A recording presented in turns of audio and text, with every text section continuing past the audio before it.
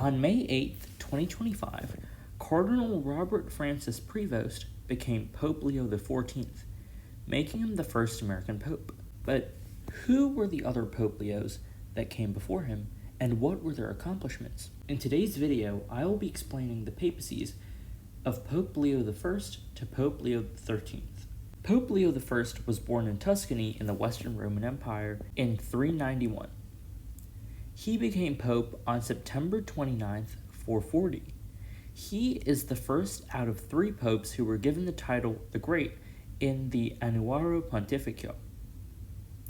His most important accomplishments include meeting with Attila the Hun to persuade him to stop his invasion of Italy, issuing the Tome of Leo, and developing ideas of papal authority.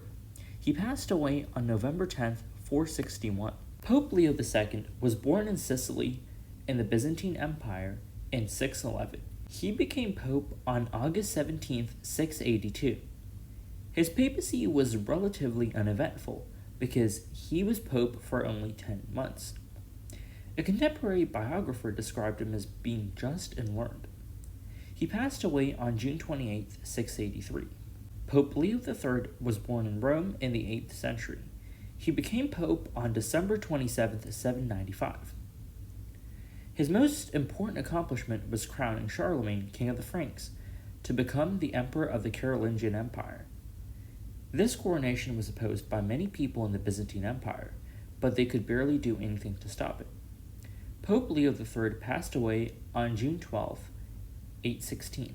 Pope Leo IV was born in Rome sometime between the late 8th century and the early 9th century. He became pope on April 10, 847. He's known for repairing churches that were damaged by the Arab raids, building the Leonine Wall around Vatican Hill, and organizing a league of Italian cities to defeat an Islamic fleet. Pope Leo IV passed away on July 17, 855. Pope Leo V was born near Ardea in the Papal States. In the 9th century, he became pope in the second half of 903, but his papacy was relatively uneventful because it lasted for only a few months. Pope Leo VI was born in Rome in the Papal States in 880. He became pope in June 928, and his papacy lasted for only 8 months, so it was relatively uneventful. Pope Leo VII was born in the 9th century. He became pope on January 3rd, 936. His papacy lasted until July 13th, 939. Since he was pope for only 3 years, he had a relatively uneventful papacy. Pope Leo VIII was born in Rome in the Papal States in 915.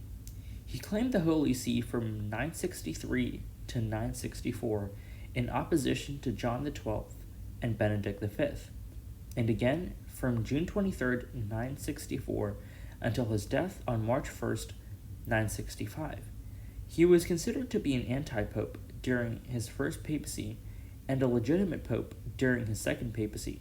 Pope Leo IX, also known as Bruno von Egesheim-Dagsburg, was born in the Duchy of Swabia in the Holy Roman Empire in 1002. He became pope on February 12, 1049, and is considered to be one of the most historically significant popes in the Middle Ages, due to his contribution to the Great Schism of 1054, which caused a split between the Roman Catholic Church and the Eastern Orthodox Church. Pope Leo X, also known as Giovanni de Lorenzo de' Medici, was born in 1475 in Florence. He became pope on March 9, 1513. He was pope when Martin Luther published the 95 Theses, after Pope Leo granted indulgences to those who donated to reconstruct St. Peter's Basilica. This marked the beginning of the Protestant Reformation. Pope Leo X passed away on December 1st, 1521. Pope Leo XI, also known as Alessandro di Ottaviano de' Medici, was born in Florence in 1535. His papacy began on April 1st, 1605, and lasted until his death just 26 days later, which makes it one of the shortest papacies in history. Pope Leo XII was born in 1760 in Genga in the Papal States. He became pope on September 28, 1823.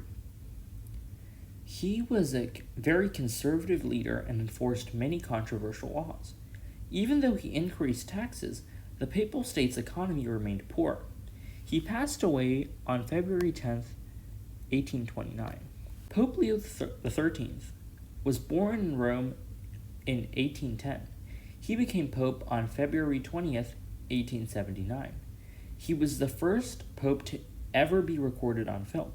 He emphasized the rights of workers to have a fair wage, safe working conditions, the formation of trade unions, as well as the rights to property and free enterprise. He was the fourth longest reigning pope. He passed away on July 20th, 1903 at the age of 93. I hope you enjoyed this video. Please consider liking, subscribing, and commenting on this video to give me feedback. Thank you for watching.